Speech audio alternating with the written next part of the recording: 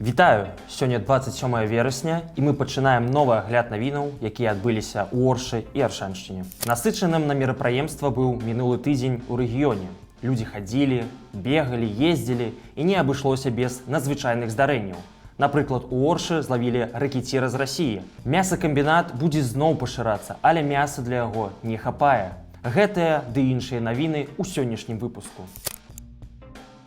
На мінулым тыдні на дворы ўсё яшчэ спрыяла вулічным актыўнасцям. Сіноптыкі папярэджваюць, што гэта ўжо апошняе цяпло ў гэтым годзе і ад пачатку бягучага тыдня ў рэгіёне пачаліся начныя замаразкі. З-за гэтага сіноптыкі і МНС тройчы абвяшчалі небяспеку за надвор'я. За сухасці ў лясах у рэгіёне самы вялікі ўзровень пажарнай небяспекі. У панядзелак за рэзкіх замаразкаў, а ў чацвер за пагрозы моцнага ветру. Але ж на канец мінулага тыдня быў усё яшчэ з камфортным надвор'ем. Шэраг мерапрыемстваў распачаўся 17 верасня з афіцыйнага святкавання новастворанага дня народнага адзінства. Пераважна гэта былі закрытыя мерапрыемствы для чыноўнікаў, бо публічныя мерапрыемствы выканкам вырашыў праводзіць на выходных. На наступны дзень, 18 верасня, па Оршы прайшоў крыжовы шлях у гонар аршанскай іконы Божай Маці. Дарэчы, 19 верасня лічыцца днём народзінаў Куцеінскага манастыра, пра што ў нас на тыдні выйшаў адпаведны ролік. На выходных рэлігійнае свята прайшло і ў суседнім Ліёзінскім раёне. Тут мясцовая каталіцкая парафія святкавала дзень свайго апекуна, святога Пія. Супольна маліліся як вернікі лацінскага абраду, так і уніяты. У Оршы на выходных прайшло адразу два вулічных спартовых мерапрыемствы. Традыцыйны аршанскі полумарафон і спаборніцтвы па аўтакросу. Дарэчы, на гэтых спаборніцтвах адбыўся пажар. У заездзе «Нацыяналь» загарэлася машына лідара заезду. Машыну давялося тушыць дзяжурнай машынай ратавальнікаў. Усё гэта парадавала многіх гледачоў, але яўна стварыла праблемы аўтамабілістам горада. За мерапрыемстваў былі перакрытыя шматлікія дарогі. Не абышлося і без іншых пажараў у рэгіёне. У нядзелю каля вёскі Должынцы згарэў трактар, пагружаны 3,5 тоннамі саломы.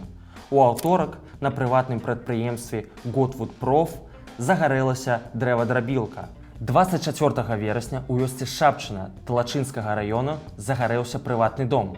У доме ў гэты час была ўладальніца нерухомасці 1976 года народжання і ёйны маладзейшы госць. Калі ратавальнікі прыехалі на месца здарэння, то дах у доме ўжо згарэў і абваліўся.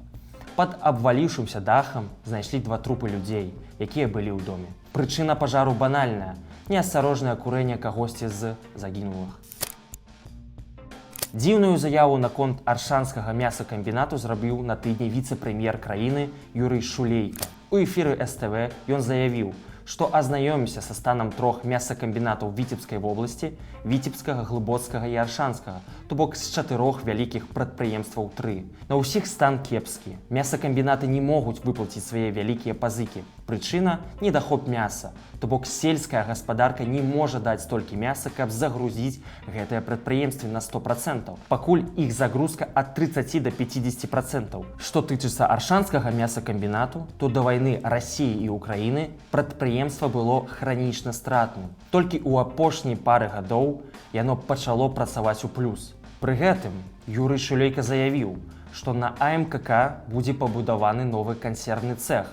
Але ж нагадаем, што праблема мясакамбінатаў, па словах віцэ-прэм'ера, не ў тым, што яны не могуць перапрацаваць мяса, а ў тым, што мяса не хапае.